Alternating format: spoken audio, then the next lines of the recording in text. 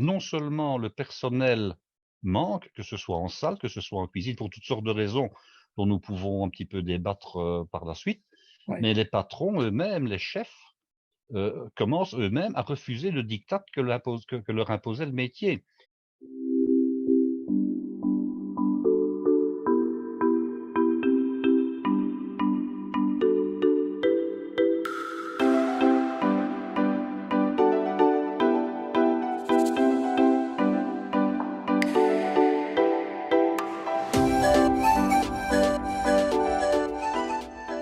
Mes amis de la fête de la gastronomie et tout le monde évidemment, tous les gens qui aiment bien manger, qui aiment bien se rencontrer, qui aiment bien partager, nous voici dans l'épisode 49 avec mon ami Guy. Et alors, avec Guy, nous avons pensé l'épisode suivant et Guy a souhaité mettre un titre un peu particulier. Vous allez en juger par vous-même, mais il va nous expliquer tout ça, Guy. Nouveau cuisinier, ancien esclave. Bonsoir Guy. Bonsoir Claude et bonsoir à tous nos auditeurs et à toutes nos auditrices, bien entendu. Alors dis-moi Guy, quel titre extraordinaire. Ben, vous avez compris que c'était de la provocation de ma part et aussi peut-être un Oui, peu de second degré, il faut quand même bien l'avouer. bien En fait, sûr, je suis totalement je solidaire, ne mais considère évidemment pas que le métier est un esclavage, étant donné que je l'ai pratiqué, je dirais pendant plusieurs années et que quand on a le feu sacré, on aime bien ce qu'on fait. Par contre, il faut reconnaître également que le métier a évolué et que depuis maintenant quelques années et plus particulièrement après cette fameuse crise du Covid, que ouais, ce soit en France, que ce soit en Belgique, il y a véritablement une pénurie de manque, de personnel.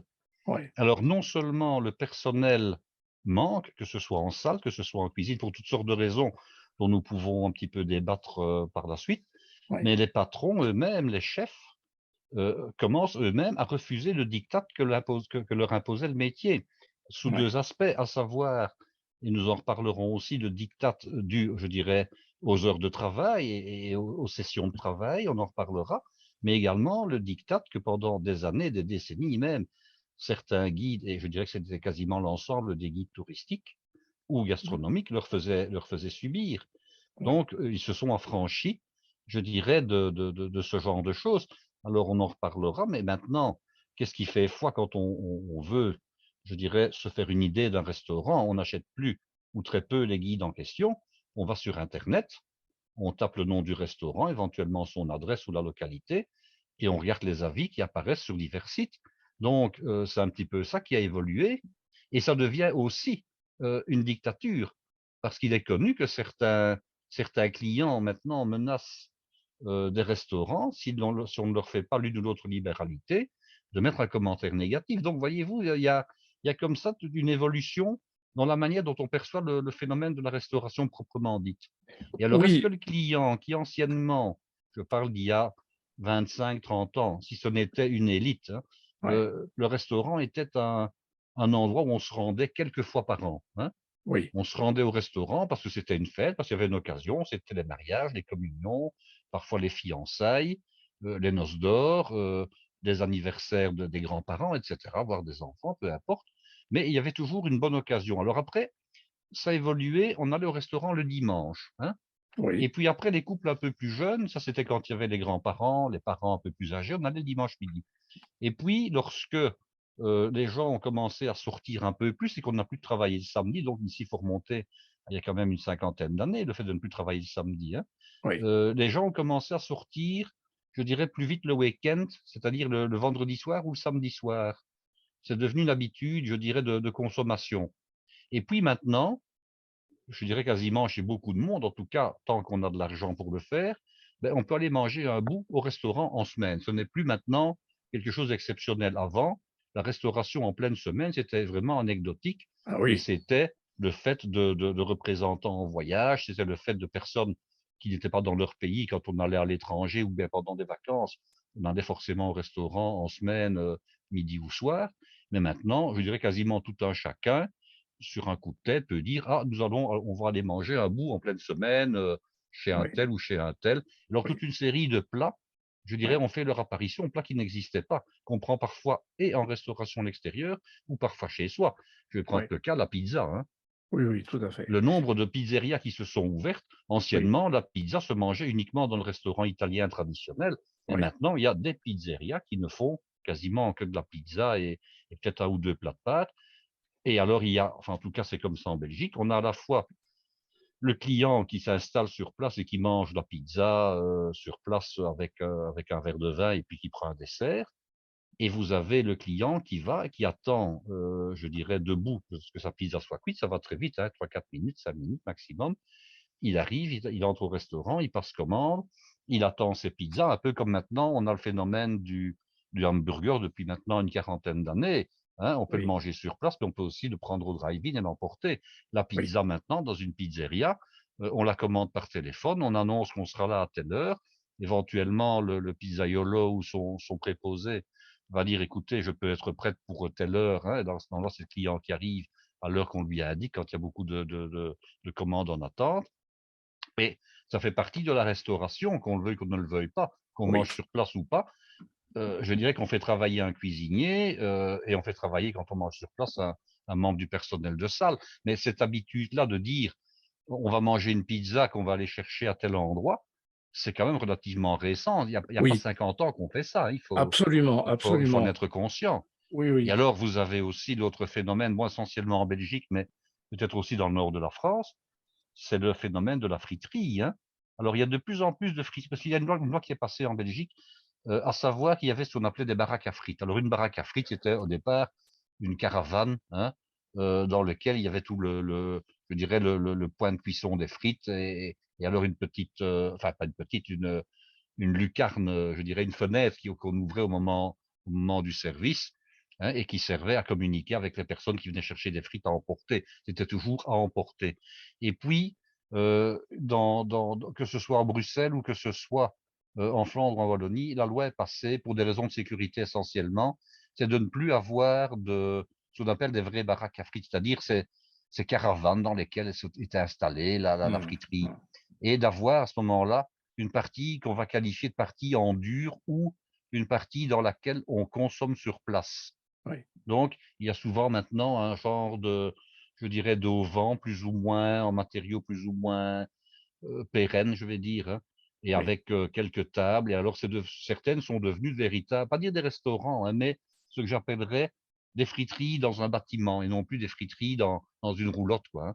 oui, Et voilà, donc maintenant, de nouveau, très très forte consommation certains jours de la semaine, où les familles se rendent entières, oui, parents, enfants, parfois grands-parents, enfin bon, on se oui, rend là dans ce genre d'établissement à 5, 6, 7 personnes et chacun prend je dirais, des frites, petits paquets, moyens paquets, grands paquets, soit en cornet, soit en barquette, hein. Souvent le cornet est encore privilégié chez nous, avec maintenant toute une série de produits qui accompagnent les frites. Ça peut aller du hamburger, à toutes les saucisses et brochettes possibles et imaginables, hein. Il faut reconnaître que nous avons, je dirais, chez nous un attirail de produits, il y a peut-être, une vingtaine de types d'accompagnement des frites oui, qui font qu'on a véritablement presque un menu complet, hein. oui, Des oui, bien brochettes de sûr. dinde, des brochettes de Mais poulet, ça, des Guy, saucisses, bon voilà. oui, pour ce qui concerne cette région-là, ça a toujours été un petit peu vrai. Ça a Euh, toujours été un petit peu vrai, mais ce qui a changé, c'est, je vais dire, la multiplicité qu'il y a maintenant dans la possibilité de manger. d'accord, Avant, quand j'étais plus jeune, il y avait le paquet de frites, il y avait de la moutarde, de la mayonnaise et deux trois sauces. Maintenant, des oui, sauces, vous en avez 25, OK? oui, oui, oui, oui, Alors, d'accord, comme produit, je dirais carné à consommer, il y avait les boulettes, ça a toujours existé, les ouais, boulettes de viande cuites en friture, qu'on pouvait manger chaudes ou froides, avec ou sans ail. Et alors, il y avait les cervelas, hein, et les ouais, chasseurs. ouais, Alors, les cervelas et les chasseurs se distinguent. Bon, ce sont je dirais, des saucisses à mouture fine industrielle. Vous avez les cervelas qui sont avec une peau rouge et les chasseurs avec une peau brune. Alors, ouais, les cervelas ne sont pas fumés, les chasseurs le sont. Voilà. Hein. ouais, Alors, ouais, on vous demande aussi, tiens, chaud ou froid. Et alors, si c'était chaud, ben, ils sont fendus, passés en friteuse et ils se mangent chaud. Voilà. oui, oui, Mais tout à alors, fait. vous avez maintenant donc, outre les sauces, l'apparition de toute une série de brochettes et de fricandelles. Alors la fricandelle, c'est un peu le mythe à la belge. Alors qu'est-ce que c'est? C'est une espèce de saucisse faite de viande hachée mais sans peau à l'extérieur. hein. oui, Et alors, il ne faut surtout pas demander qu'est-ce qu'il y a dedans. Je dirais que c'est quasiment un secret d'État, dans la mesure où on sourit et on préfère ignorer ce qu'il y a dedans. Parce que ce qu'il y a dedans, euh, ça reste un petit peu, je dirais, un secret de fabrication. Je m'explique, ce n'est pas réalisé par le friturier, c'est acheté tout à fait industriellement. Ce sont des entreprises qui réalisent ce genre de choses. Alors, on se doute bien que ce ne sont pas des morceaux les plus nobles qui entrent dans la composition de cette histoire-là, oui. hein. Alors, les fricandelles, est-ce que ce sont les épices qui entrent dans la composition? C'est extrêmement couru. Les gens demandent des fricandelles parce que ben, c'est agréable à manger, ça a bon goût, ça, c'est de la viande, mais on ne sait pas trop ce que c'est comme viande. Bon, alors pour le dire honnêtement, ce sont des viandes qui font partie de ce qu'on appellera la carcasse et Oui, qui sont raclées sur les os, etc., hein. oui, Voilà, oui. c'est pas. Guy, si tu veux bien, je me permets de t'interrompre. Est-ce qu'on peut revenir sur notre sujet Mais de des l'évolution, bien sûr, de ces de la nouveaux cuisiniers? restauration. Oui. Est-ce qu'on peut essayer de, de cerner qu'est-ce qui ne va plus? Alors, bien Pourquoi sûr. est-ce que ces métiers ont changé? Pourquoi est-ce que plus personne veut faire ces métiers? Alors, ils ont changé pour plusieurs raisons. D'abord, il y a une question de société qui a évolué. Oui, Alors, au début, où j'étais, disons, moi-même dans le métier d'une part et enseignant au début de ma carrière d'autre part, il y avait encore ce qu'on pourrait appeler le feu sacré, c'est-à-dire qu'on choisissait ce métier-là par vocation. Pour quelle raison? Parce que c'est un métier, je parle aussi bien de la salle que de la cuisine, hein. Moi, j'ai oui, pratiqué les deux, donc j'en parle à l'aise, étant donné que j'ai la double formation. Euh, le métier était très dur à plusieurs niveaux, c'est-à-dire aussi bien au niveau des contraintes horaires que de l'abnégation qui est demandée pour l'exercer. Et nous avions été drillés à l'époque, à l'école, on nous disait, si tu n'es pas capable de manger de la vache enragée, c'était l'expression qu'on employait, c'est que tu n'es pas fait pour le métier. Et si tu n'es pas capable, si tu comptes tes heures, tu n'es pas fait pour le métier. Alors, en dernière année, on avait demandé à nos professeurs de salle, mais bon, quand on va devoir discuter salaire, comment, comment doit-on faire? Et il nous avait dit, n'oubliez pas que quand vous quittez l'école après 4 ans d'études, vous ne connaissez qu'une toute petite partie du métier et que finalement, le métier, vous allez essentiellement l'apprendre quand vous allez commencer à travailler. Donc, le deuxième restaurant où j'ai travaillé, quand on m'a demandé quelles sont vos prétentions, ben, j'ai dit, ben, vous me payerez en fonction comment dirais-je, de ce que la loi prévoit, tout simplement. oui, Bon, mais entre le premier établissement où je travaillais en salle et où j'étais payé comme à l'ancienne, c'est-à-dire au service réel, et le deuxième où j'étais à la fois en salle et en cuisine et où on respectait le barème, j'avais une différence de salaire de 8 à 1. mmh, mmh, Donc je gagnais 8 fois moins. oui, Mais la différence, c'est que, enfin, ça c'était la différence, c'était pécuniaire. Mais par contre, au niveau des heures et de l'effort que je devais faire, c'était quasiment l'équivalent de l'autre, un petit peu moins, mais pas loin. oui, Donc, je vais dire que maintenant, bon, à cette époque-là, je vous parle d'il y a bien sûr des années, à cette époque-là, on avait été formaté pour savoir que ce qu'on allait manger, c'était de la vache enragée, qu'on allait d'abord devoir en baver pendant 10 ans, 15 ans, et puis que ça irait mieux. Mais oui, maintenant, dans le règne du tout de suite, les jeunes actuels, et on peut les comprendre, et je ne leur lance certainement pas la pierre, mais ils disent, ben moi, je n'ai qu'une jeunesse, je n'ai qu'une vie, je n'accepte plus les conditions. D'abord, les salaires qui sont très bas, les horaires qui n'en sont pas parce qu'on vous demande de faire certainement 50-60% d'heures en plus de ce que la loi prévoit et de ce que n'importe qui travaille, et je dirais les contraintes liées au service. Le plus gros problème, ce sont ce qu'on appelle les services coupés. mmh, Alors bon, le service coupé, qu'est-ce que c'est pour les auditeurs qui ne connaissent pas ou qui ne nous écoutent pas souvent? Ben, c'est le fait de terminer, je vais dire, vers 15 heures dans l'après-midi et de reprendre vers 6 heures. Donc vous oui, avez là 3 heures, évidemment, que ce soit en tant que cuisinier ou en tant que personnel de salle, où vous n'êtes pas payé, c'est normal, vous ne travaillez pas, mais vous ne savez rien faire d'autre. Si vous n'avez pas, soit de votre logement sur place qui vous permet de rentrer chez vous, ou bien si vous n'avez pas, parce que la distance est trop longue, la possibilité de rentrer chez vous, vous devez trouver une occupation. Alors bon, ben, qu'est-ce qu'on faisait? On allait voir un film au cinéma, on allait dans une salle de sport, etc. Mais on ne peut pas véritablement rentabiliser cette fameuse coupure de 3 heures ou de 4 heures. oui, Et alors, en fait, quand vous reprenez à 6 heures, vous recommencez réellement une seconde journée, hein, Oui, quasiment. oui, Parce que oui, quand on travaille, je vais dire de 6 heures à minuit, ben, on fait 6 heures, c'est quasiment l'équivalent d'une journée complète de travail. Alors, actuellement, que ce soit jeune ou moins jeune, les gens ne sont plus prêts à faire ce sacrifice, d'autant plus qu'on leur demande de le faire pour un salaire qui n'est pas toujours à la hauteur, il faut quand même bien l'avouer, hein, oui. faut être Heu, honnête. Guy, est-ce que tu me permets de citer une phrase Bien sûr, d'Auguste volontiers. Escoffier? Parce que ça m'a beaucoup interpellé cette phrase. Voilà, alors il parle du caractère français, sur la cuisine, la gastronomie, c'est un bien culturel, fait partie du patrimoine. Alors je le cite et on en discutera après. Je le cite: «Pour qu'un peuple ait une bonne cuisine, il faut qu'il ait un long passé de vie courtoise qui fait apprécier la fête d'un bon repas pris entre amis, qu'il ait également de solides traditions domestiques transmettant de mère en fille tous les secrets d'une bonne table. Dans le renom de notre cuisine française, je veux voir une preuve de notre civilisation.» Alors, il y a évidemment, je ne connaissais pas cette phrase-là, mais il y a quelque chose qui me frappe d'abord, c'est qu'il est en train de parler comme étant la base de la chose, de la transmission entre la mère et sa fille ou entre la mère et ses filles. On est Or, dans un autre ça temps, hein. n'existe plus, c'est un autre temps. Voilà, on est dans un D'abord, autre temps. pour une simple raison, c'est que les mères qui ont par exemple une fille qui a maintenant, je dirais, 15 ans, pour prendre cet exemple-là, ce sont donc bien sûr des dames qui ont maintenant, si on compte, aller une vingtaine d'années en plus, donc elles ont 35 ans.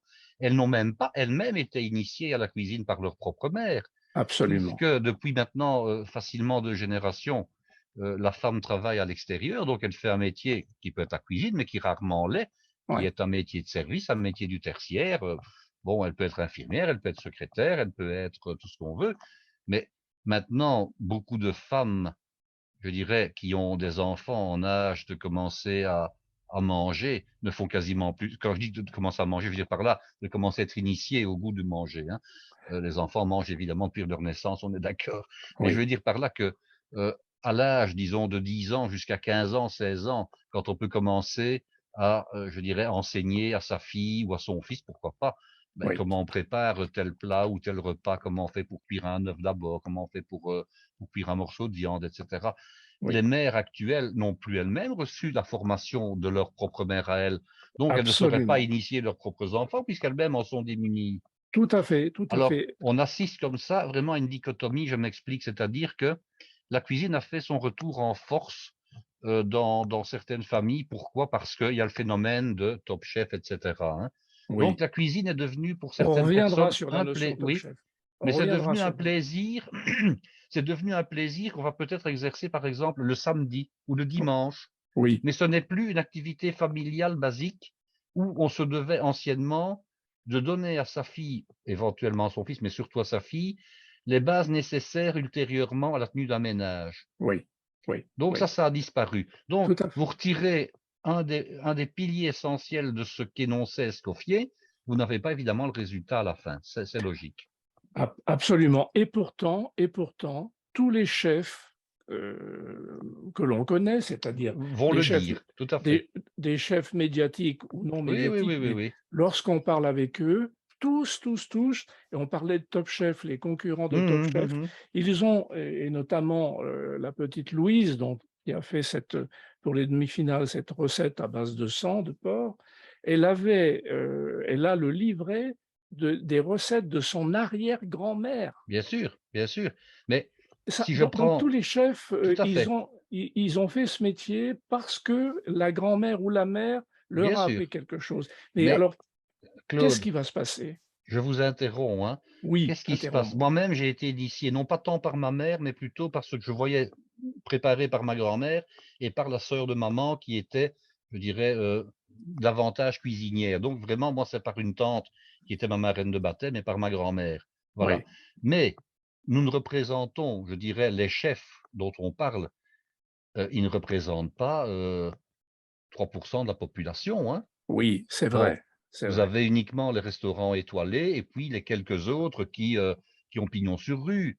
Donc, alors qu'avant, je dirais à la sortie encore de la guerre, de la Seconde Guerre mondiale, quasiment toutes les filles étaient initiées, déjà encore à cette époque, je dirais, aux choses de la cuisine, soit parce que leur maman les y initiait, soit parce qu'elles suivaient des études qu'on appelait anciennement des études ménagères, et Oui, qu'en fait, on essa alors je ne dis pas que c'était une bonne chose, mais simplement une constatation, le fait de dire que traditionnellement, les hommes apprenaient un métier, on va dire, un métier de force, un métier, je dirais, masculin. Il y avait une très forte division oui, au niveau des sexes et des métiers qu'on apprenait.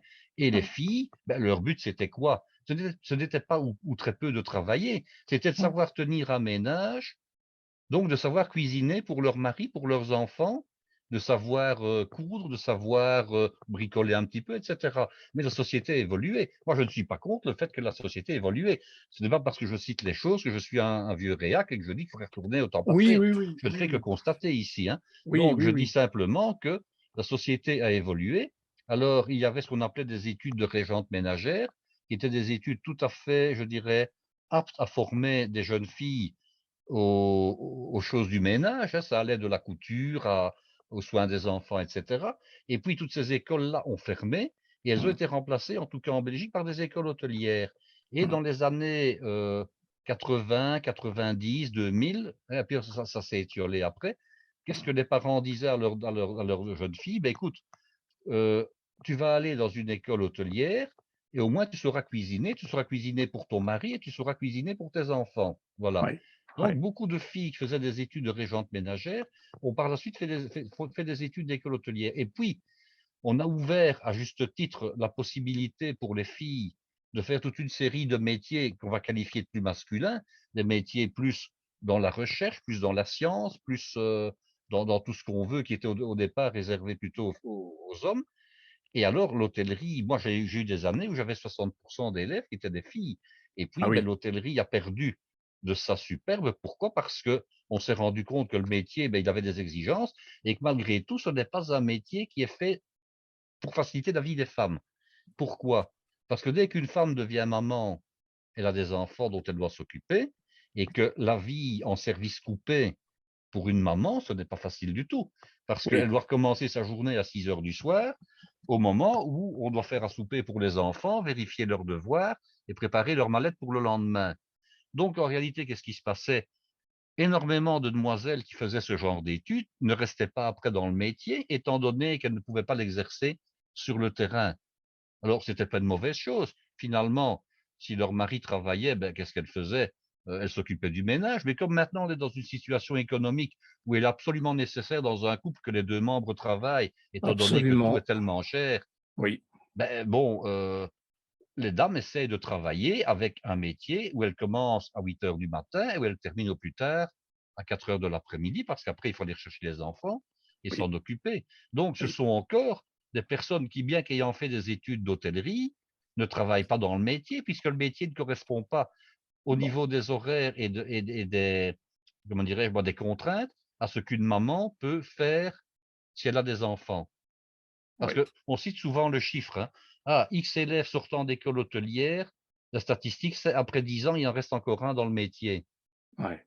Parce que même les garçons, moi j'ai déjà croisé d'anciens élèves à moi, il y en avait un qui était pas mal du tout, qui travaillait très bien à l'école, il était devenu balayeur de rue. Ah Et oui, alors je m'étais garé et je dis, sur un parking, hein, en ville, et je dis, tiens, je dis, qu'est-ce que tu fais là? Il me dit, bonjour monsieur, évidemment. Ah ben, qui me dit, moi maintenant je suis marié, alors, j'ai des enfants, il avait en tout cas une femme et au moins un enfant. Il dit, moi qui dis: «Je commence ma journée à telle heure, je la termine à telle heure, je ne travaille pas le week-end et je vois mes enfants grandir le soir et quand j'étais en restauration, je ne les voyais jamais et le week-end, nous pouvons aller à gauche ou à droite» et il dit: «Et je gagne ma vie au moins aussi bien, si pas mieux que quand je travaillais en restauration». ouais, ouais. Alors, il faut reconnaître que c'est le genre d'argument qui est imparable, hein. Oui, bien Alors, sûr. je devais Heu, un jour aller récupérer ma voiture au garage, je prends le bus. De nouveau, un de mes anciens élèves qui était chauffeur de bus. Bah, même chose, hein. Il dit: «Ben, moi, après tout», qui dit: «Conduire un bus ou travailler dans un restaurant, bah, ici, j'ai un horaire qui est régulier, je travaille de telle heure à telle heure et puis quand je rentre, j'ai fini. En restauration, on n'a jamais terminé». Voilà, c'est la dureté même du métier et ces contraintes qui Et font que alors, beaucoup de Guy, gens n'y restent pas, tout simplement. oui, oui, comme on a fait, on a trouvé, tu as trouvé un titre provocateur, je vais continuer un petit peu dans la provocation. Mhm. Est-ce que c'est l'idée du restaurant même qui va disparaître? Mais c'est une question à se poser, hein. Il faut reconnaître qu'il y a eu une évolution dans le métier de cuisinier, par exemple, et que Paul Bocuse est le premier chef qui a fait sortir les cuisiniers, je dirais, de leur trou. Je De leur m'explique. salle, oui, de leur Non, non, cuisine. non, je dis de leur trou, c'est volontairement, j'ai employé ce mot-là. Tu as raison. Si on Pierre remonte Poirot au nous en avait 19e parlé siècle, d'ailleurs, qu'est-ce qui hein. se passait?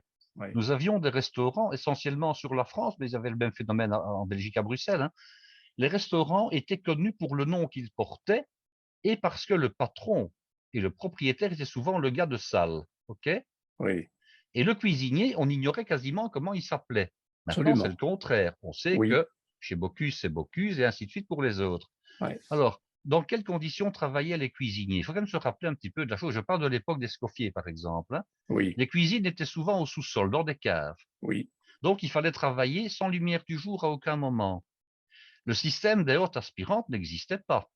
oui, Donc, on travaillait dans la chaleur, une chaleur torride, dans les vapeurs, dans la buée, dans les graisses, les émanations de graisse de cuisson, dans les fumées des grilles, etc., hein. ouais, Et les fourneaux étaient encore des fourneaux au charbon. oui, Ah oui, c'était pas oui, des oui, fourneaux ni au gaz ni électriques. Donc, absolument. c'était des conditions de vie, je dirais, qui étaient dignes des soutiers du Titanic, ceux qui mettaient le charbon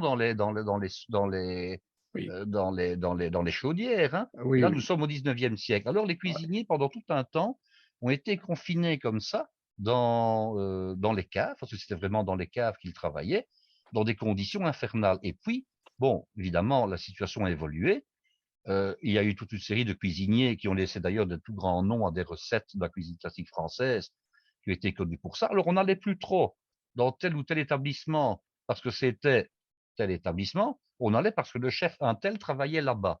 Donc ça, c'était l'évolution. Et puis, dans les années 50-60, ben, il y a quelqu'un comme Paul Bocuse qui a commencé à participer ben, il n'y a pas que lui évidemment, mais à participer à toute une série d'émissions de télévision, oui, comment dirais-je, des débats, des choses comme ça, et qui a véritablement fait connaître des cuisiniers qui sont devenus à ce moment-là, on ne va pas dire des stars pour tous évidemment, mais pour certains d'entre eux, ils sont devenus véritablement et médiatiquement des stars. oui, Et le métier de cuisinier à ce moment-là a véritablement pris son essor au niveau du grand public, et on a commencé à dire à des garçons, ben écoute, si tu aimes bien la cuisine, ce serait bien, regarde un petit peu, tu as Monsieur Bocuse, tu as Monsieur Chapelle, tu as Monsieur Untel, tu as Monsieur Untel, ce sont des gens qui sont connus. Et alors, vous avez exactement, avec 20 ans de retard, le même phénomène qui s'est produit avec les pâtissiers, hein.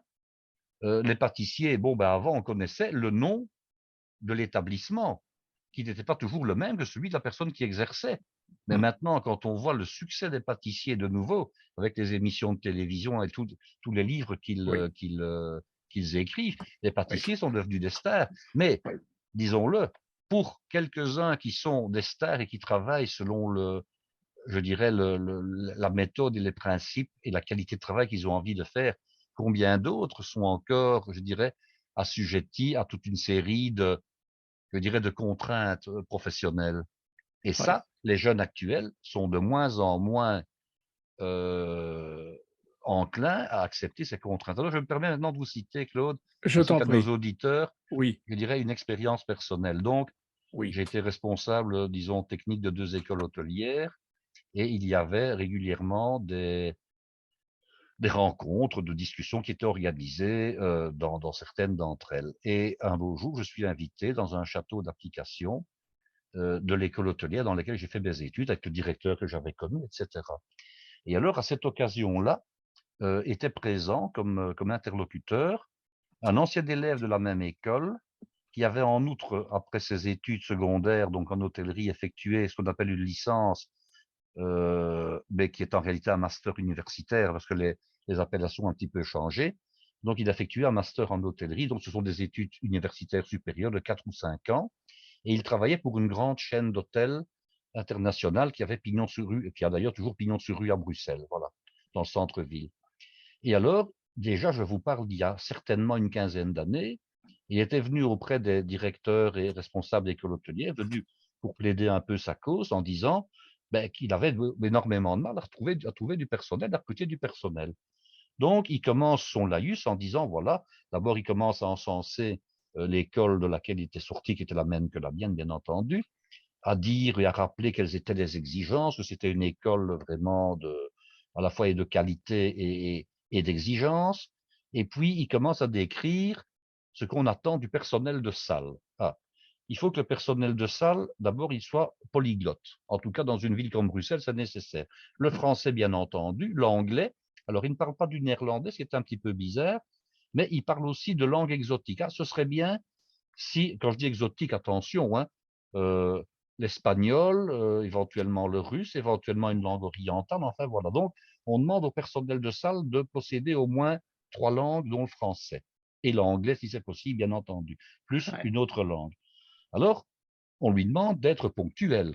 Il est évident que lorsque vous avez un groupe qui vient loger chez vous et qui fait le tour d'Europe, s'il décide qu'à 6 heures du matin, ils vont commencer à prendre le petit déjeuner parce qu'ils partent à 7 heures pour Amsterdam, il faut bien qu'il y ait du personnel pour les servir.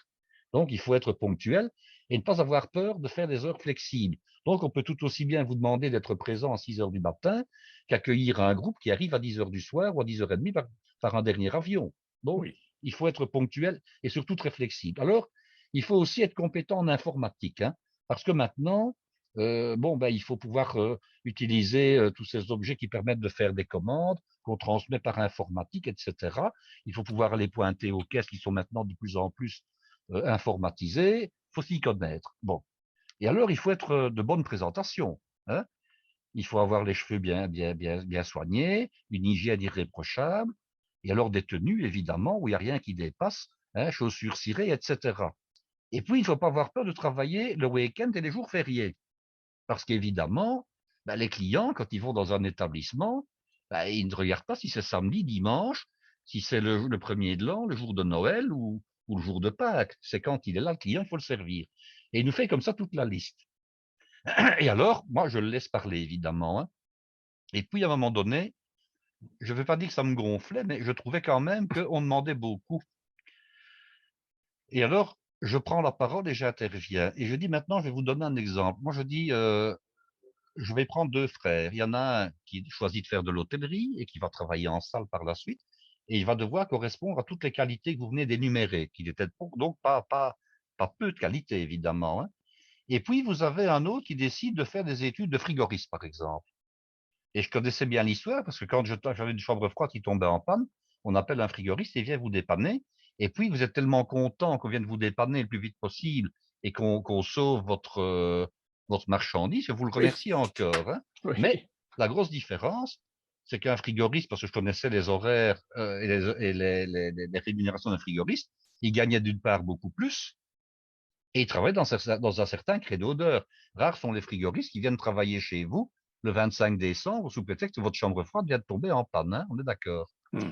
Alors je dis, voilà, maintenant vous prenez donc ces 2 garçons-là, un qui va faire de l'hôtellerie, qui va gagner relativement peu, l'autre qui va gagner beaucoup plus, à qui on ne va pas demander d'être bien payé, bien rasé, bien coiffé, à qui on ne va pas demander d'avoir des chaussures cirées, à qui on ne va pas demander d'avoir des grandes compétences en informatique, à qui on ne va pas demander d'être trilingue ou quadrilingue, à qui on ne va pas demander de travailler de 6 heures du matin à minuit tous les jours. Et alors je dis, maintenant on s'étonne que dans une même famille, celui qui gagne mieux sa vie et qui a une plus belle vie se moque éventuellement de l'autre qui a une vie qui correspond à tout ce que je viens de décrire. Et puis vous me demandez maintenant pourquoi dans une même famille, éventuellement, les 2 frères, ils ne vont pas devenir hôteliers ou restaurateurs ou cuisiniers. Ils vont faire tous les deux, je dis la frigorie parce que c'est un exemple, mais ça peut être n'importe quel autre métier. Et là, tout d'un coup, tous les directeurs d'école m'ont regardé comme si je venais de donner une vérité vraie en disant, ben oui, finalement, tout ce qu'on demande à un restaurateur ou un futur restaurateur, c'est toute une série de contraintes pour un salaire pas toujours très élevé et qu'on ne demandera pas à l'autre qui, lui, va faire ses heures, ne va pas faire une heure de plus. Et lorsqu'il fera une heure en plus, il sera rémunéré, ce qui est rarement le cas en hôtellerie.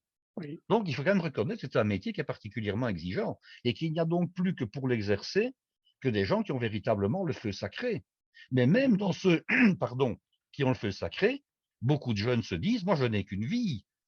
Et combien sont les membres du personnel qui parfois n'ont pas toujours épousé quelqu'un qui faisait le même métier et qui, après 10 ans ou 15 ans, divorcent parce que si c'est le garçon qui exerce ce métier-là, l'épouse en a marre et elle demande le divorce.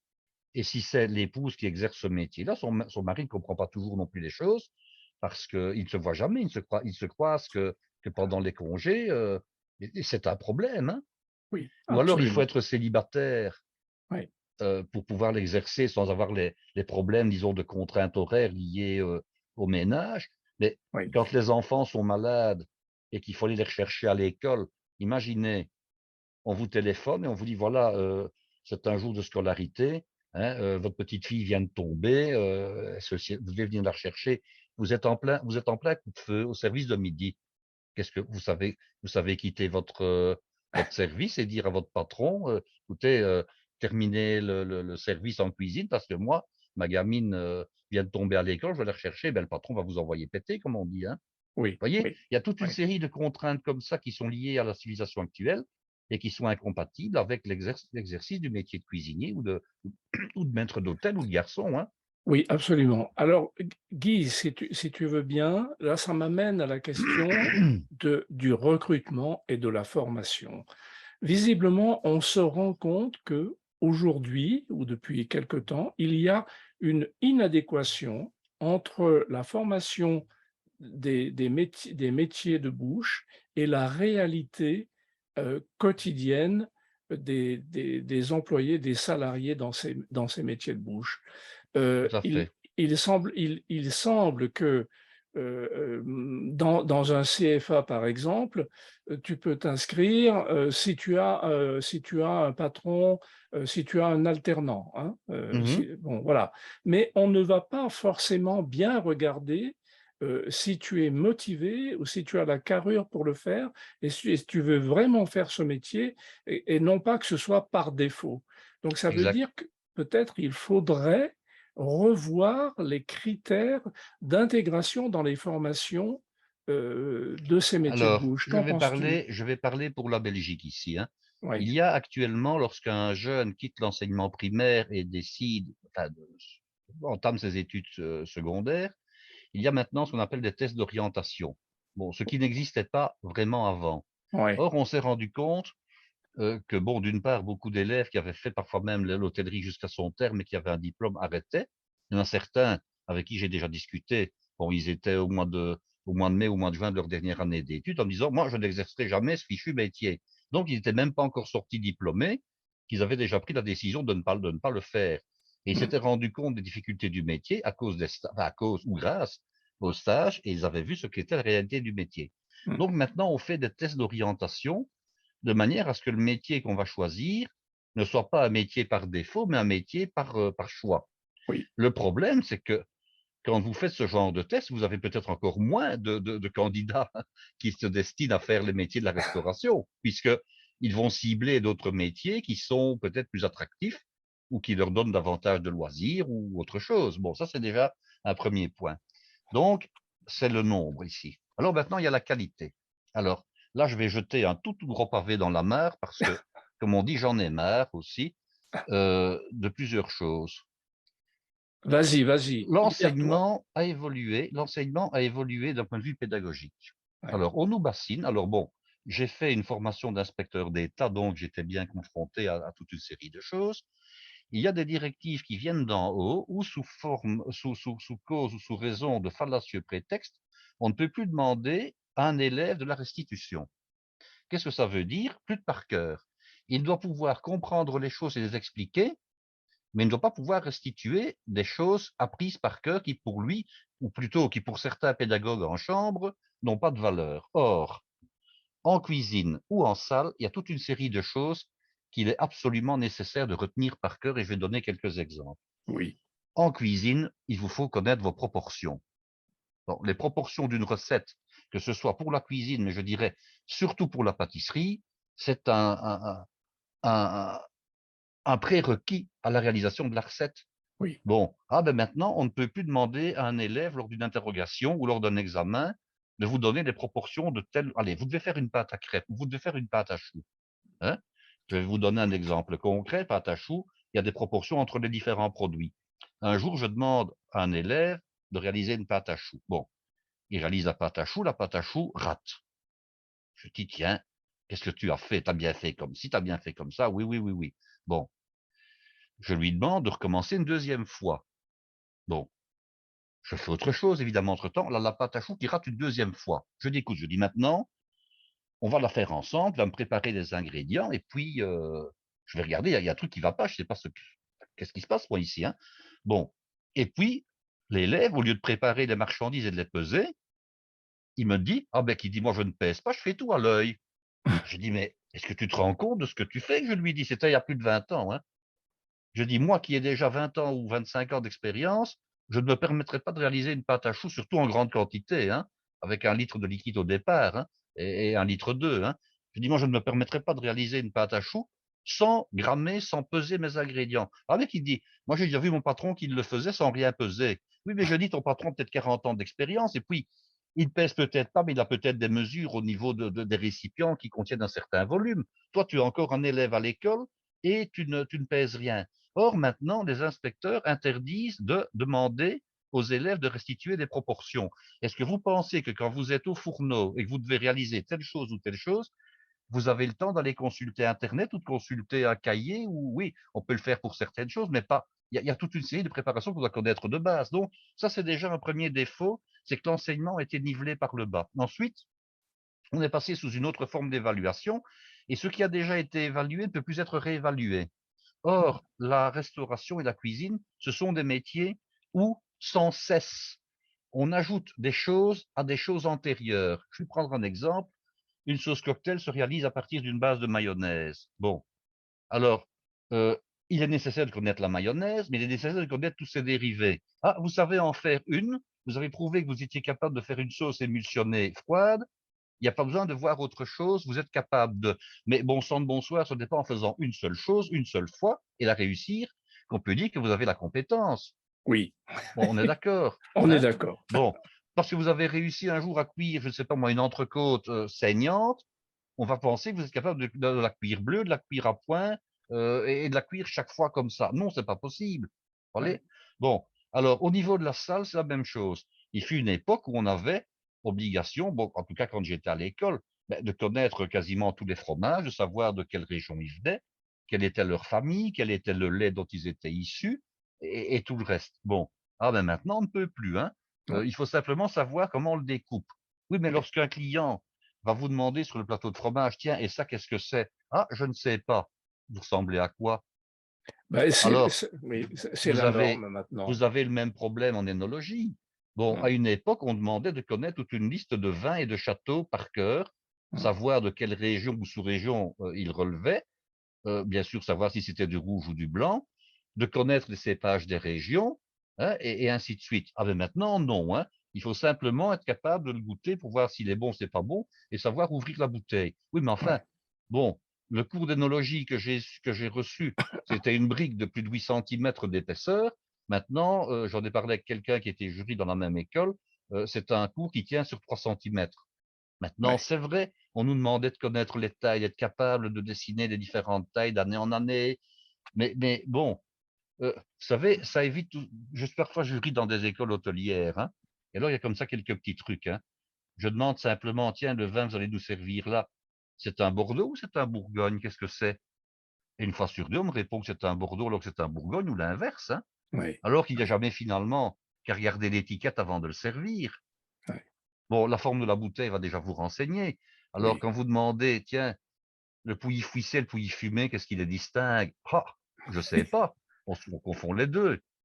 Quand vous allez au restaurant maintenant, là j'entendais certains restaurateurs qui s'exprimaient sur, une chaîne française, et qui disaient: «Beh, moi il y a pas de problème, hein, un cuisinier, j'ai du mal à le recruter parce que bon, il faut connaître son métier. Mais quelqu'un de salle, en moins de 8 jours, je sais le former, je suis capable de le faire travailler». Oui, J'ai à entendu ça. à condition de porter les assiettes à table et rien d'autre. Mais quand Oui. vous allez dans ce genre d'établissement, et ça m'est encore arrivé ici, il y a pas longtemps, vous avez une demoiselle qui est bien gentille, qui vient prendre la commande. Vous demandez un petit renseignement: «Tiens, tel machin, sauce maison, c'est quoi? Qu'est-ce qu'il y a?»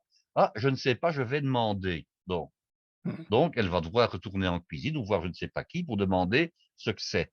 Et puis elle revient. Tiens, qu'est-ce que vous mettez comme garniture avec telle chose? Le terme garniture, elle ne sait pas ce que c'est. Oui, Qu'est-ce que vous voulez dire? Ben, je dis, qu'est-ce qui va accompagner telle viande? Là, bon. Ah, je ne sais pas, je vais demander. Bon, donc, elle doit aller 2 fois, 3 fois, voir quelqu'un, disons un préposé plus important qu'elle, que ce soit un maître d'hôtel s'il y en a un, ou carrément en cuisine, ou le patron ou la patronne, pour demander à 2 ou 3 reprises: «Tiens, qu'est-ce que c'est la sauce une telle? Qu'est-ce que c'est?» Normalement, un maître d'hôtel ou un garçon de salle dûment formé, beh, il connaît la carte, il sait ce qu'il y a dans la carte, hein. Et alors après, ce qui m'énerve au plus haut point, on prend une commande à une table de 4 personnes et puis bon, ben, voilà, on revient. Ah, et le steak tartare, c'est pour qui? Et la cuisse de poulet, c'est pour qui? Et cetera. On vient de prendre la commande, je dirais de la liste des plats, 1/4 d'heure avant et on ne sait déjà plus à qui on doit servir telle ou telle chose. oui, Alors après, oui, on se dit, mais alors moi je me suis dit: «Mais bon sang de bonsoir, à quoi ça sert de faire 4 ans d'études hôtelières avec des cours de salle et de cuisine, si en salle on engage n'importe qui, à qui on ne demande jamais que de porter des assiettes?» Alors, j'ai eu d'expérience il y a quand même quelques années de ça, et pourtant c'était une ancienne élève, hein. Bon, vous savez qu'en Belgique, les frites, c'est sacré, et je vais avec un ami, dans un restaurant et nous prenons une viande, hein, chacun, une viande, genre un steak, hein. Et alors à un moment donné, bon, on tombe à court de frites et je dis à mon ami, je dis: «Écoutez, nous allons voir si elle va venir nous s'inquiéter de savoir pourquoi on arrête de manger.» Je peux vous garantir, il a fallu 1 heure, hein, montre en main. Elle est venue vaquer au meuble qui était à côté et cetera, et pourtant elle avait fait l'école hôtelière elle, hein. Et puis à un moment donné: «Je peux débarrasser?» Ah, je dis: «Non», je dis: «Parce qu'on attendait des frites.» «Ah oui, il y a pas de problème.» Eh bien, je peux vous dire qu'avant qu'elle ne s'intéresse à notre table et voir, pourquoi nous avions arrêté de manger, il a fallu 1 heure, je dirais, oui, allez, où elle a tourné dans tout le restaurant, oui, oui.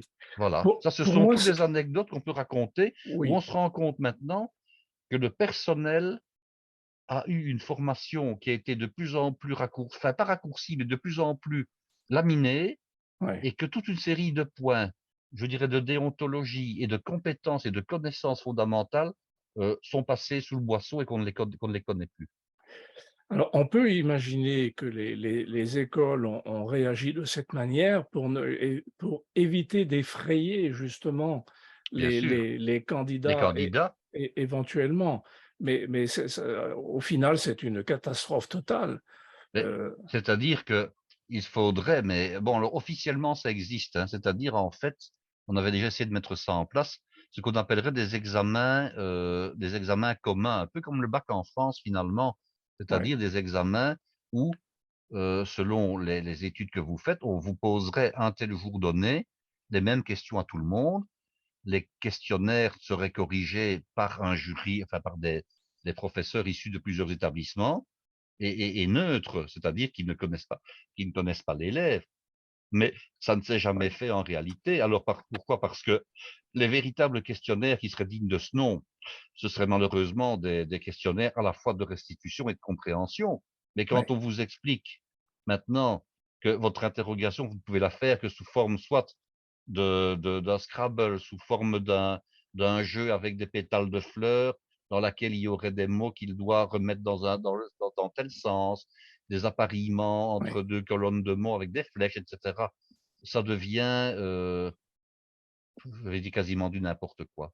Et c'est le oui, même malheureusement dans toutes les sections, hein, que oui, ce soit en maçonnerie, que ce soit en menuiserie, je peux ouais. vous dire qu'entre le moment où, j'ai commencé ma carrière, dans ces deux sections-là, en 10 ans de temps, il y a eu une simplification des choses qu'on ne peut Oui. même pas imaginer.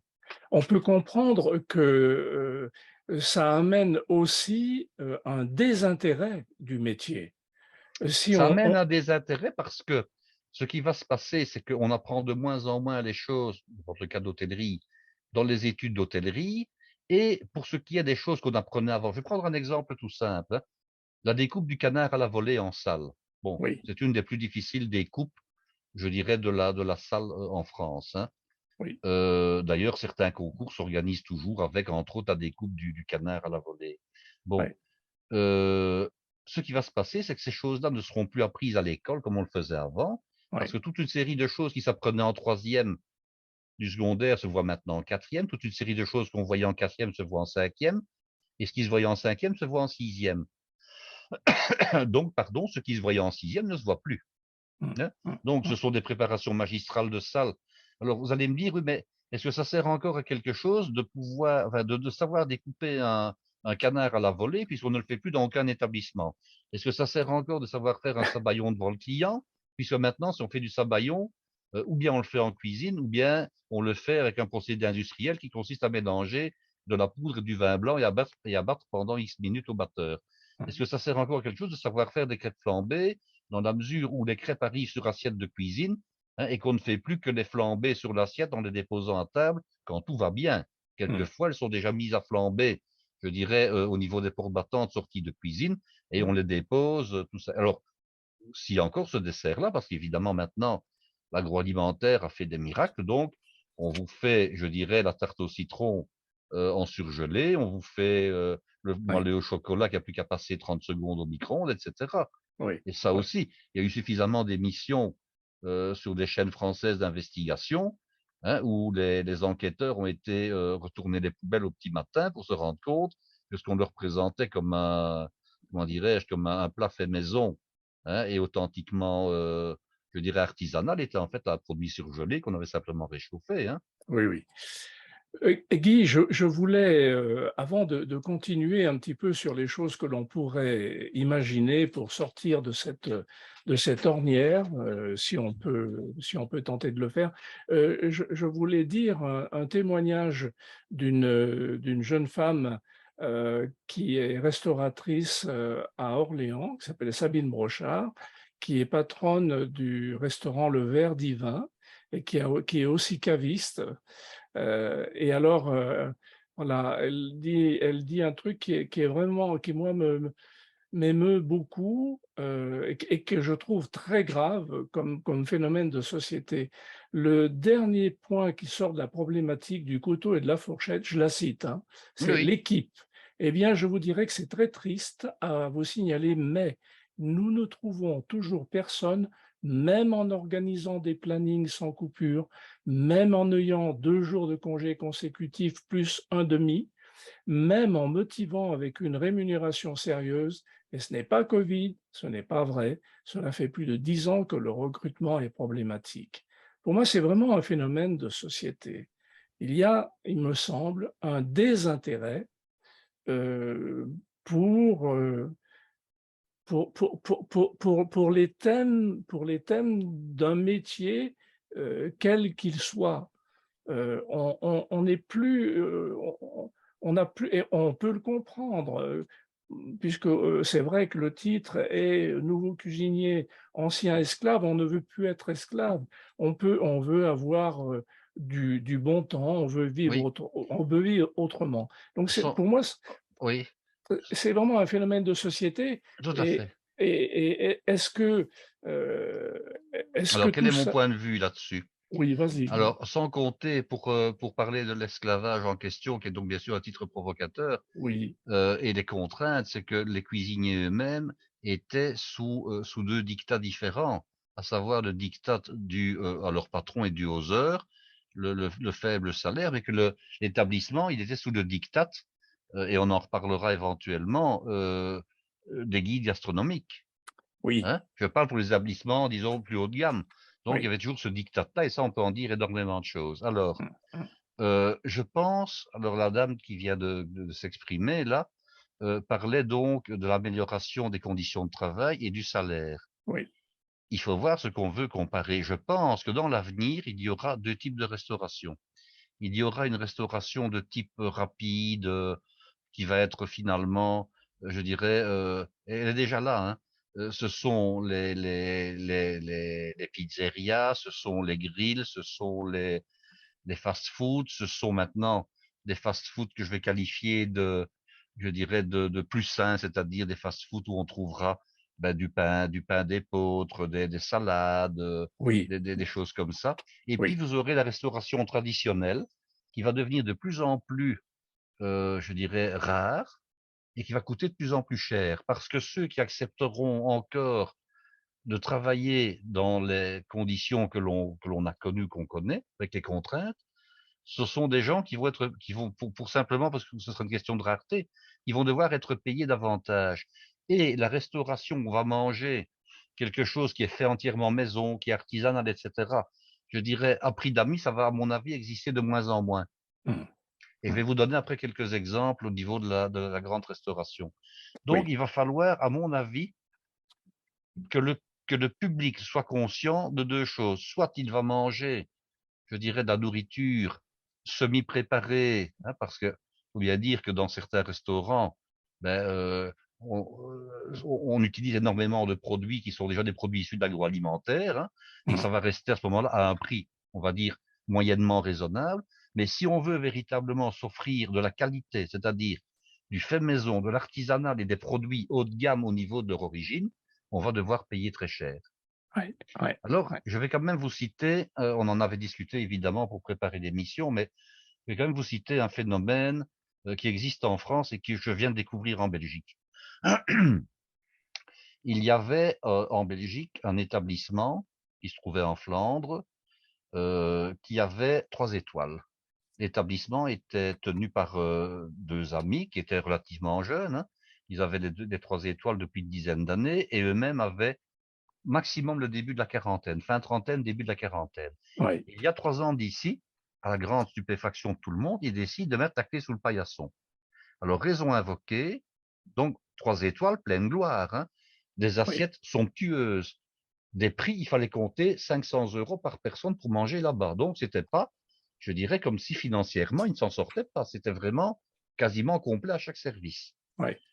Et ils décident d'arrêter. Alors, le motif, nous sommes encore jeunes, nous avons en tout cas pour l'un d'entre eux une famille, et je ne veux pas passer à côté de ma vie de famille et des choses importantes pour moi.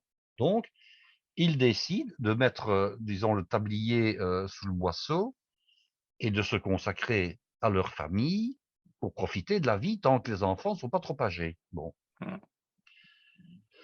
Évidemment, il y avait énormément de frustration de la part des clients et de la part de plein de monde parce qu'ils avaient annoncé leur fermeture à peu près 3 mois, 4 mois avant qu'elle soit effective. Donc, ils ont été complets pendant les derniers jours, hein, et les dernières semaines d'ailleurs. Et puis, bon, malgré tout, ils adorent leur métier. Donc, un hôtel d'Anvers, qui a 5 étoiles, réussit à les convaincre de reprendre le travail en ouvrant dans le complexe hôtelier lui-même un restaurant gastronomique qui porte à peu de choses près d'ailleurs le même nom que celui de leur restaurant antérieur. Mais là, les conditions ne sont plus les mêmes. Et les conditions, quelles sont-elles? D'abord, on ouvre 2 semaines par mois et pas 4 semaines par mois. Ensuite, sur la semaine, on travaille 5 jours. Ni le samedi, ni le dimanche. Donc, on travaille en gros du lundi au vendredi. On fait 2 services, un à midi, un le soir, mais écoutez bien, 12 couverts maximum. Pas forcément une table de 12, hein. Ça peut être 6 tables de 2, une table de 10, une table de 2, une table de 8, une table de 4. Voilà. Oui, Les dates sont connues via Internet. Pas question de téléphoner. Toutes les réservations doivent se faire uniquement via Internet et le site dédié. mmh, Les périodes de travail sont affichées 6 mois à l'avance. mmh, Pour l'hôtel, par contre, donc un résident à l'hôtel, lui aura la possibilité, parce qu'il est résident à l'hôtel en question, à pouvoir s'inscrire à l'avance, donc réserver finalement une table, bloquer une table, 1 an à l'avance. OK? Alors la formule est la suivante. De mémoire, je cite. Menu gastronomique et il n'y a qu'un seul menu. Il n'y a pas de carte, il n'y a pas un petit menu, un grand menu. Il y a un seul menu, 345 €. C'est quand même déjà pas donné. oui, Et avec ça, formule boisson qui accompagne, je dirais judicieusement, le plat de enfin, chacun des plats. 2 formules, je mmh, pense, il y en a une à 195 € et une à 345. Donc, si vous faites le compte, quelqu'un qui dit, ben, je ne vais quand même aller ou 2 fois dans ma vie, ben, 345 fois 2, ça nous fait 690 € par mmh, personne, bien entendu. mmh, mmh. Hein. On indique bien que si vous souhaitiez venir manger à 4, mais qu'il n'y a plus que 2 places disponibles, mais que vous serez sur une liste d'attente et qu'en cas de désistement, on vous fera signe. Mais que vous devrez de toute façon attendre qu'éventuellement, il y ait 4 couverts disponibles pour venir.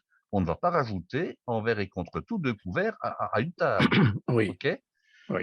D'autre part, si vous êtes client de l'hôtel, on accepte qu'éventuellement, on puisse passer pour un banquet, imaginons un anniversaire ou un colloque ou je ne sais quoi, de monter à 18 couverts. Mais bien entendu, tout le monde prendra la même chose puisque c'est le même menu. Alors, autre contrainte, quand vous réservez, vous devez donner les coordonnées de votre carte bancaire et vous êtes susceptible de laisser sur la table 250 € qui seraient prélevés si vous désistez moins de 5 jours avant la date de votre repas. Mm. Mm. Alors, nous avons là affaire, alors, dernier point, et puis j'en arrêterai là. Si vous êtes allergique, que sais-je, moi, aux arachides, aux pistaches ou à autre chose, vous le signalez en début de repas, mais en aucun cas nous n'aménagerons le repas. Donc, pas question de dire, je mettrai autre chose que de l'huile d'arachide. Si j'ai prévu de l'huile d'arachide, ce sera de l'huile d'arachide. Alors finalement, ce sont des gens qui ont eu une notoriété évidemment extraordinaire et qui ont dit, nous allons exercer notre métier parce qu'il y a de la demande, mais ce sera à nos conditions et ce ne sera plus au détriment de notre vie de famille, ce ne sera plus au détriment du week-end, ce ne sera plus au détriment, je dirais, d'un nombre, je dirais, incalculable de gens qui viennent, parce que dans l'ancien établissement, ils étaient, à mon avis, avec une salle de peut-être 80 personnes, et ça, c'est terminé. Maintenant, on décide qu'on va soigner ce qu'on fait, mais ce sera 12 personnes par service, pas une de plus. Alors, regardez un petit peu au niveau des marchandises. Aucune perte, hein. Le Oui. menu, le menu est celui qui est prévu pour peut-être 15 jours ou un mois. Donc, les marchandises sont limitées, elles Mm. sont choisies, elles sont rigoureusement sélectionnées. Mais Mm. comme vous savez que vous allez faire vos 12 couverts à midi, vos 12 couverts le soir, vous n'avez pas de perte ou très peu, hein. Vous Mm. n'achetez que les marchandises dont vous avez besoin. Vous n'êtes pas obligé de prévoir, je dirais, quasiment pour tous les plats, comme quand on a une carte traditionnelle, hein, où il faut de tout le temps, parce que un restaurant qui a 3 étoiles ne peut pas, je dirais, commencer à refuser, ah, je n'ai plus ceci, je n'ai plus cela. Là, il n'y a pas de problème, puisque de manière récurrente, ce sont les mêmes plats qui sont servis Oui, pendant plusieurs jours. Donc, on oui. limite les frais, et voilà. Donc, voilà, une Oui. évolution, Alors bon, mieux que ça, C'est intéressant, hein. ils avaient 3 étoiles, donc bien sûr, ils ont arrêté, ils ont perdu. Ils en ont gagné déjà une, et cette année-ci, ils viennent déjà d'en récupérer une deuxième. Oui, Forcément, la qualité est là. oui, Et alors, le guide Michelin, puisque c'est de lui dont on parle, c'est lui qui met des étoiles, n'a pas trouvé, à ma connaissance, à redire, puisqu'il leur donne une oui, deuxième étoile, et absolument. vraisemblablement que dans un an, ils en auront une troisième, hein. De la même manière, on peut imaginer qu'il y aura des entrepreneurs et des employés qui seraient très contents de ne travailler que le week-end et les jours fériés, euh, et ils ne travailleraient pas la semaine, hein, Oui, mais ici, c'est le contraire. tout Je ne à sais fait, pas, évidemment, je ne sais pas tout à fait. qui va travailler là au niveau du personnel, parce que, bon, les deux patrons sont, je dirais, émérites, l'un en salle, l'autre en cuisine. Oui, Alors bon, réaliser un service de 12, ben, ça nécessite évidemment que vous ayez quelqu'un qui s'occupe, je dirais, de vous donner un coup de main en salle et un autre en cuisine, c'est un minimum, et puis oui, peut-être quelqu'un pour l'accueil et le vestiaire, et puis une autre personne peut-être pour la plonge ou des choses pareilles. Mais oui, je vais dire, vous allez proposer à du personnel de travail en disant, voilà, vous allez avoir un horaire complet en travaillant 10 jours sur le mois. Mais tout le monde va, enfin pas tout le monde, mais je dirais qu'il va refuser un horaire pareil, hein, honnêtement. absolument, oui, absolument, absolument. Donc c'est une piste intéressante. Et ça m'amène, si tu veux bien, Guy, à parler de mon ami Guillaume Gomez, qui a publié avec une philosophe qui s'appelle Gabrielle Alperne. Alors, pardon, il faut que je... Alors, on ne voit pas très bien. Le livre, c'est Philosopher et cuisiner un mélange exquis. Donc, ce qui est développé dans ce livre par cette philosophe, en fait, c'est une discussion entre Guillaume Gomez et cette philosophe qui s'appelle Gabrielle Alperne. Guillaume Gomez, Euh, si je ne m'abuse, pour nos auditeurs, est l'ancien chef de l'Élysée. C'est ça, c'est Tout à ça? fait, Guillaume Oui, hein. Gomez, ancien chef de l'Élysée et qui a fait la préface de Je cuisine un jour bleu que vous C'est ça. voyez Oui. juste derrière, hein, que je connais, que j'ai connu à Bercy en 2013 à propos de la fête de la gastronomie lors d'un comité de pilotage et nous sommes restés liés, on s'envoie des mails assez régulièrement sur différents sujets et on participe un peu à ces travaux avec, Patrice Van Acker dont j'ai le bouquin sous les yeux aussi. Et alors, ce qui est développé dans ce bouquin «Philosopher et cuisiner, un mélange exquis», c'est l'idée d'hybridation. C'est pour les gens qui ont fait un peu de grec et de latin, l'idée c'est l'idée du centaure, hein, Mhm. mi-homme, mi-cheval.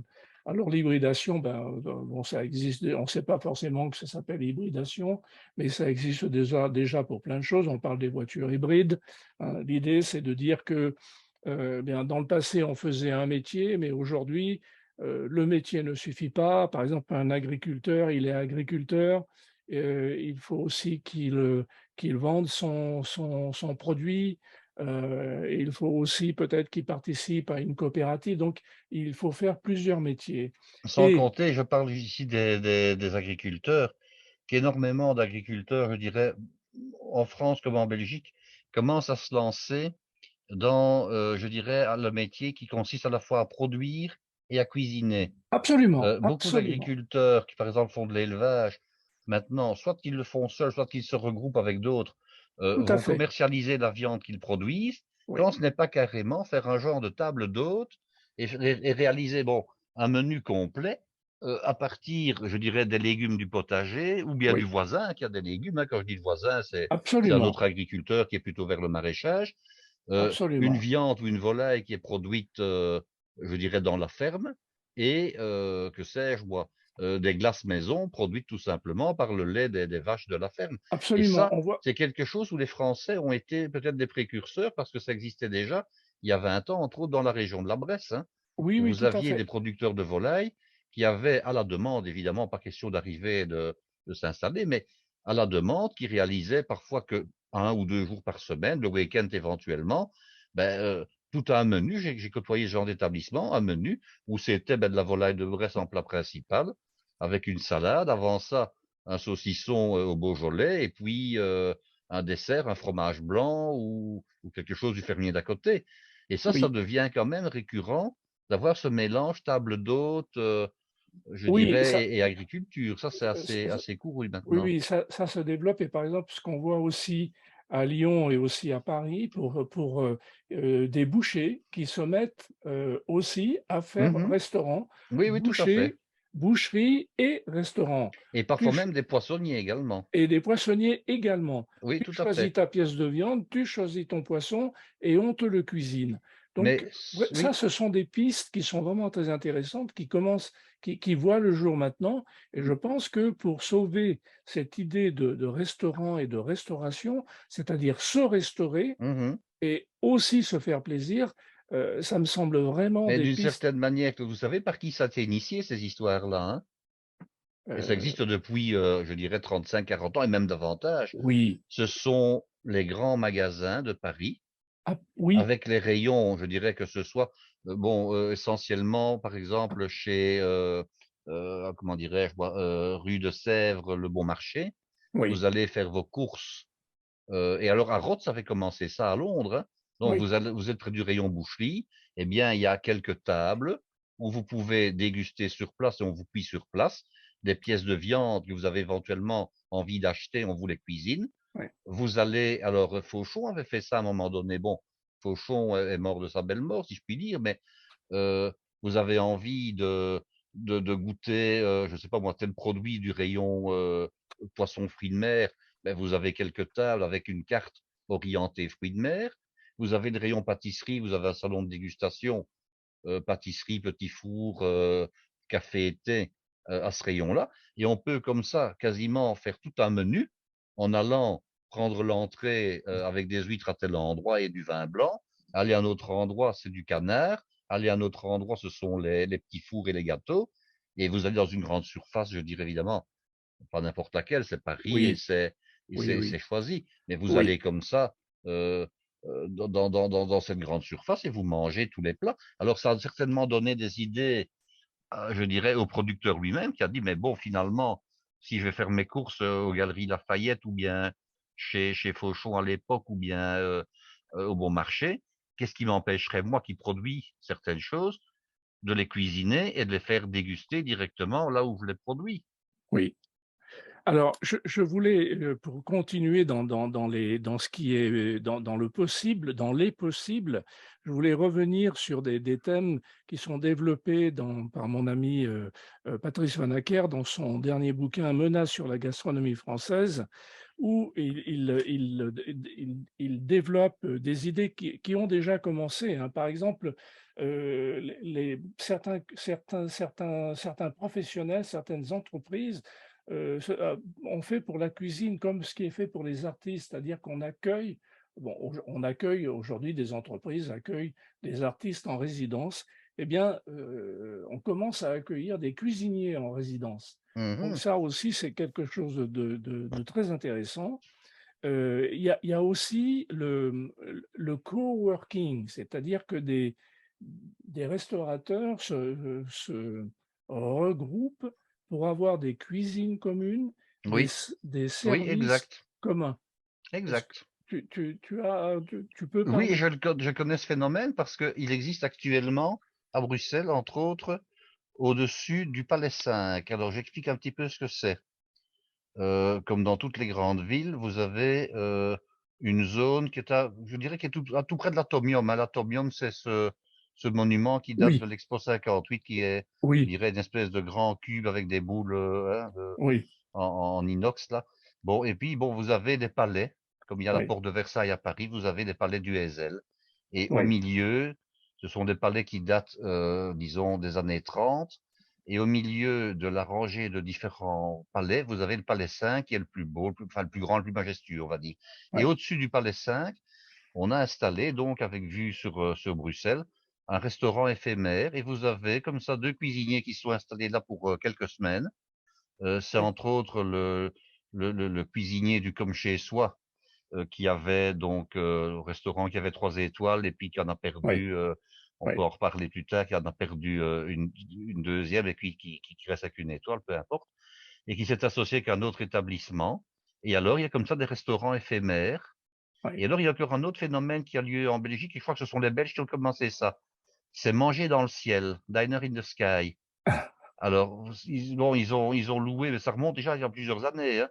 Ils ont loué comme ça une grande grue qui monte une table sur laquelle vous êtes assise jusqu'à 60 mètres de haut, hein. Et alors, vous êtes suspendu dans le vide autour d'une table, les pieds vraiment qui pendent dans le vide. Ah Et oui, au milieu de la table, qui est une table, je dirais, pas circulaire, mais rectangulaire, avec comment dirais-je, une possibilité de passage, disons, au milieu de la table. Vous avez un cuisinier qui a tout sous la main, qui a des boissons dans des frigos, qui a les plats au frais, etc., ou voire au chaud, et qui vous sert un repas, disons, on va dire d'une étoile à peu près, et qui vous sert ça à 60 mètres de hauteur. Alors évidemment, il y a intérêt, ça se fait évidemment plutôt l'été, hein, il y a oui, intérêt à ce qu'il fasse bon, et il y oui, a intérêt aussi à ce que le temps soit, il ne pleuve pas. Bon, il y a un toit au-dessus, hein, mais enfin, il n'y ait pas trop oui. de vent. Enfin, voilà. Ça, c'est Alors, aussi un phénomène qui est exporté par les Belges en France et dans d'autres pays. oui, Et alors, encore un dernier phénomène qui a enfin, qui a beaucoup de succès et qui a lieu, je pense, essentiellement en été, c'est manger dans un tram. oui, Donc, là, à Bruxelles, vous avez à la fois le métro et le tram qui est encore très, très, très couru avec un réseau assez dense. Et il y a le musée du tram. Alors, on a transformé un tram en restaurant gastronomique. ah, Et alors, il y a des formules où vous montez dans le tram au terminus, et puis pendant l'équivalent d'une heure et demie, 2 heures, vous passez dans quasiment, pas dire toutes les rues, mais enfin, vous faites un grand circuit dans Bruxelles, et vous avez un menu qui vous est servi aussi par je dirais, en tout cas sous les auspices d'un chef, allez, qui a un peu pignon sur rue malgré tout, quoi, hein, oui, oui, qui a en tout cas au minimum initié le menu. C'est peut-être pas lui qui va cuisiner, mais c'est lui qui. oui, oui, Donc ce sont toutes des formules comme ça qui sont des choses nouvelles qui n'existaient pas avant tout à fait. et qui ont beaucoup de succès, qui ont allez, qui ont le vent en poupe, voilà, tout Tout à simplement parce fait. que le client attend maintenant de la diversité. Tout à fait. Jean Sulpice, le patron du restaurant Bise, l'hôtel-restaurant Bise à Talloires, près d'Annecy, fait régulièrement, sert des repas dans des grandes bennes de téléphérique. Ah ben voilà, oui, c'est le même À genre Tignes, finalement, oui. oui, Oui, il oui. fait ça. Et alors pour moi, il y avait une chose aussi que je trouve dans le bouquin de Patrice Vanacker qui est très intéressante, c'est ça, qui est, à mon avis, nécessaire à la sauvegarde et à la continuité des restaurants, c'est d'avoir de l'espace de création, un petit peu comme a fait Ferran Adria. Mmh. Et je vais lire une situation de Joseph Schumpeter, qui date de 1916. Schumpeter, c'était l'adepte, c'est lui qui a émis l'idée de disruption, c'est-à-dire l'évolution par la destruction, en fait. Et alors, bon, là, on n'est pas dans la destruction. Il dit, au milieu du travail et du souci de la vie quotidienne, il faut conquérir de hautes luttes de l'espace et du temps pour la conception et l'élaboration de nouvelles combinaisons. Ça aussi, on en parle avec ce que Mmh. tu viens de dire. Ça fait partie des choses qu'il faut réinventer et il faut un petit peu de temps. Et à propos de ces deux restaurateurs dont tu parlais qui ne travaillent que 2 semaines Oui, par par mois, mois. ça leur laisse du temps et pour s'occuper de leur famille, mais aussi pour réfléchir. Bien sûr, bien sûr. Mais Euh, c'était le cas de Ferhat Andria, hein, à l'époque où Absolument. il 6 mois, exerçait à lui. peu près 6 mois par an et le reste de l'année, il préparait sa carte future, hein. Et alors, Absolument. il y a encore un autre phénomène en restauration qui maintenant commence à prendre de l'ampleur, en tout cas pour les restaurants qui sont situés à la campagne. Et je pourrais donner plusieurs exemples, hein. Oui, C'est le fait d'associer avec le restaurant, pas toujours exactement à côté, mais on va dire parfois dans le quartier, d'associer des chambres d'hôtes et un gîte. oui, Et absolument. alors d'organiser des formules, bien sûr, quand le restaurant est étoilé, le reste est à l'avenant, hein. Vous ne logez Oui, pas dans une vieille grange si elle n'est pas restaurée, avec toutes les commodités et tout le confort, oui, disons, qui sont liés à un établissement, disons, assez cossu. Et oui, alors, c'est d'organiser, je dirais, des week-ends, des séjours de formation culinaire. oui, Donc, en fait, le restaurant est étoilé, 1 ou 2 étoiles. Vous réservez, seul, en famille, ou peu importe, vous réservez un séjour et dans le séjour est compris le forfait des nuits, de la nuit ou des nuits, mais également une initiation culinaire. Et vous avez à ce moment-là quelqu'un, un membre du personnel de la maison, quand ce n'est pas le chef lui-même, pardon, qui vient et qui va vous apprendre à faire un menu complet, hein, entrée, plat, dessert, parfois plusieurs entrées. Les vins, bien entendu, sont choisis et vous faites une dégustation de vin. Et finalement, c'est le chef du restaurant étoilé qui vous donne cours de cuisine particulier, en petit groupe, en petit comité, oui, et vous mangez le soir ou le midi, ou les deux parfois, le repas que vous avez élaboré en sa compagnie, et après, ben, vous allez dormir et puis le lendemain, vous prenez le petit déjeuner et puis, c'est à la fin de votre séjour. Et ça plaît aussi énormément, hein. Ce absolument, n'est pas donné, absolument. mais ça plaît énormément Oui, oui, parce oui. que Oui, vous êtes initié à la cuisine par quelqu'un qui a pignon sur rue finalement, hein. oui, en fait, ce qui va se développer, ce sont des activités thématiques. Oui, des alternatives. Alors forcément, Oui, vous avez à ce moment-là plutôt, allez, quand c'est le gibier, une cuisine axée sur le gibier, quand c'est le printemps, axée sur les primeurs, quand oui, c'est l'été, axée peut-être sur les fruits et les desserts, enfin. oui, Et ça plaît beaucoup, et ça plaît oui. beaucoup. Guy, nous allons suspendre, nous allons arrêter là pour le moment, mais si tu veux bien, hein. Bien sûr. Nous continuerons de toute manière à parler de ces sujets avec Guy et peut-être j'ai demandé justement à Sabine Brochard si elle voulait bien que l'on fasse un épisode. Je rappelle qu'avec Sabine Brochard, j'avais fait l'épisode 28, mesdames, messieurs. Vous pouvez aller l'écouter sur sa manière de cuisiner. Justement, elle, c'est une passionnée. On est vraiment dans la passion avec Sabine Brochard. Allez écouter l'épisode 28. Et je dois la rappeler d'ici une dizaine de jours pour qu'on fixe un moment, justement pour évoquer Ce sera avec euh, plaisir. à tout ce qui se passe en ce moment autour de la restauration et plus généralement autour des recrutements, mais aussi l'évolution Mais, du métier, si tu veux bien, Guy. bien sûr, mais pour la dernière phrase que je vais dire, c'est que pour les gens passionnés, il y aura toujours un avenir en Oui, restauration et en cuisine. Et oui, ça, il faut retenir ce mot-là, c'est le mot passion. Parce que celui ou celle, bien sûr, ce n'est pas sexiste, qui est réellement passionné par les choses de l'alimentation, il oubliera toujours les mauvais côtés pour ne se rappeler que des bons. oui, et il aura toujours envie de faire ce métier-là d'une manière ou d'une autre manière, que ce soit de manière plus actuelle comme on vient d'en discuter, ou que ce soit de manière plus traditionnelle. Mais même si c'est une manière plus actuelle, c'est toujours de la restauration, c'est toujours de la cuisine et c'est toujours de la gastronomie. Le tout, c'est d'être absolument. passionné. Tout à fait. Tu as bien fait de souligner cette passion. Guy, est-ce que donc ça, on continuera ça peut-être dans 2 ou Dans un 3 épisode épisodes. suivant, oui, oui, bien sûr. L'épisode prochain, Guy, que penses-tu Mais avoir? j'avais envie, de revenir sur les fraises, par exemple, parce Ah que ben bon, d'accord, on était en pleine saison des fraises, on est au printemps, puis il ne faut pas oublier non plus que, les fraises maintenant, on en trouve toute la belle saison. On n'est plus oui, limité d'accord. par le fait de les manger uniquement au printemps et j'ai envie de vous parler un petit peu de fraises, au niveau des desserts, par exemple. D'accord, fraises dessert. D'accord, OK, ça Voilà, marche. voilà, voilà. Bon, eh bien, écoute, Guy, merci beaucoup encore pour cette très intéressante discussion que nous venons d'avoir Mais ce fut euh, réciproque. Voilà.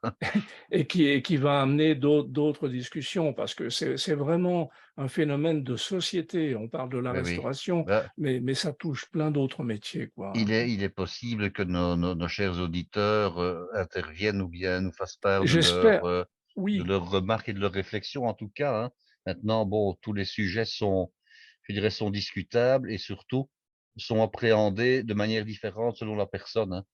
Si c'est un absolument. restaurateur qui vient nous écouter, ben, il aura un point de vue. Si Oui, c'est un client, il aura un autre point de vue. Si c'est une maman, elle aura peut-être encore un troisième point de vue. Si c'est un plus jeune ou un plus vieux, plus âgé, je dirais plutôt, le point de vue risque d'être différent.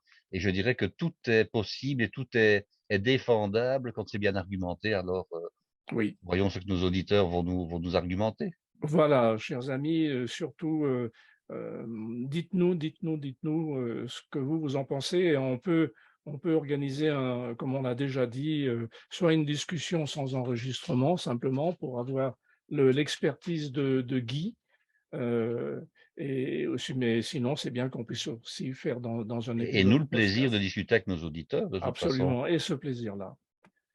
Merci Guy, bonsoir chers amis qui nous écoutez et qui nous voyez aussi sur YouTube. Merci Guy, à très bientôt, alors À à la bientôt, semaine Claude. prochaine, hein. Ben, bien sûr.